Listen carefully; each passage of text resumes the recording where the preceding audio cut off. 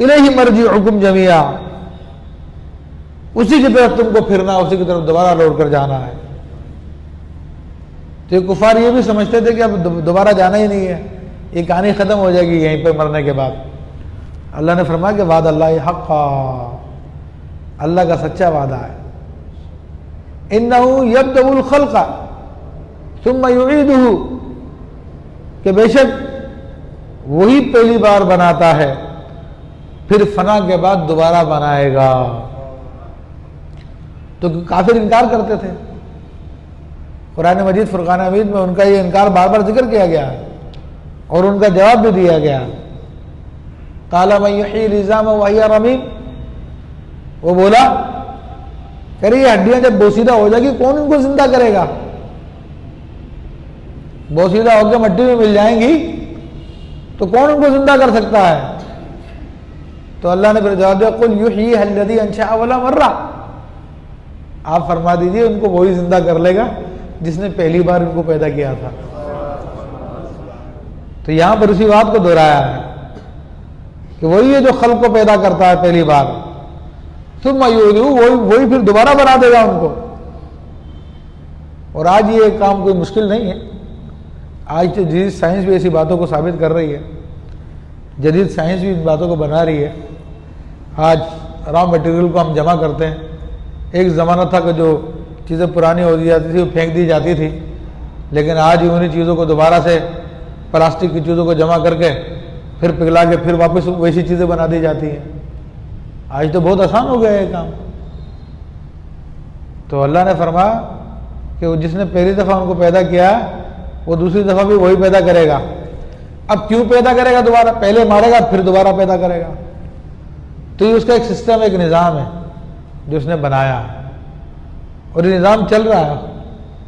پہلے ارواح بنائیں، ارواح کے بعد پھر جسموں کو بنایا، جسموں کو پھر فنا کرے گا، قبر میں داخل کر دے گا، قبر میں داخل کرنے کے بعد پھر ان کو دوبارہ اٹھائے گا قبر سے، میدان محشر میں لے جائے گا۔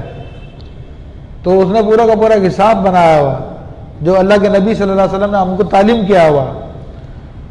تو اب بتا رہا ہے کہ دوبارہ زندہ کرنے کا مقصد کیا ہے،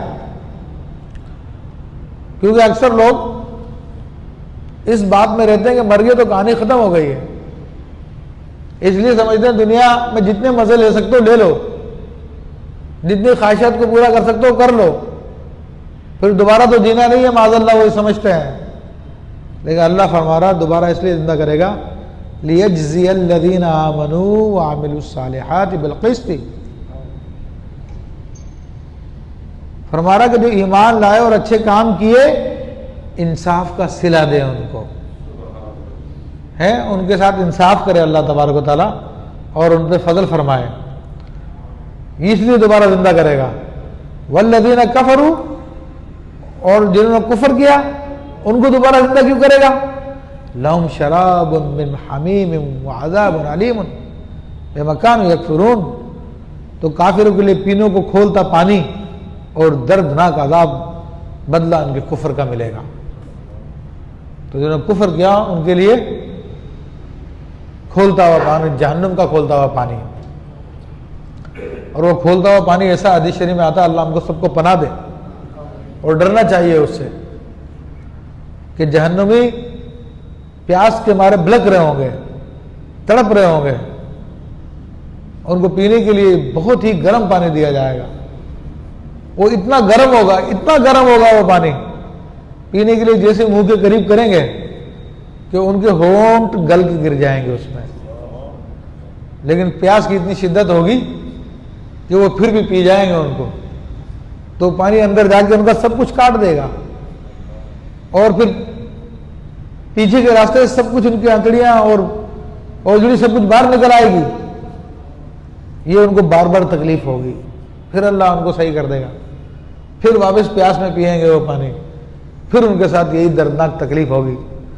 تو ایسا عذاب کون برداشت کر سکتا ہے؟ اللہ تبارک و تعالیٰ ہم کو اس سے پناہ عطا فرمائے اور کفر سے ہمیں بچائے۔ تو یہ اپنی قدرت کی نشانی اس نے بیان کی کہ اس نے 7 زمین اور 7 آسمانوں کو جو پیدا کر سکتا ہے، تو کیا تم کو دوبارہ پیدا نہیں کر سکتا؟ تمہاری حیثیت کیا ہے؟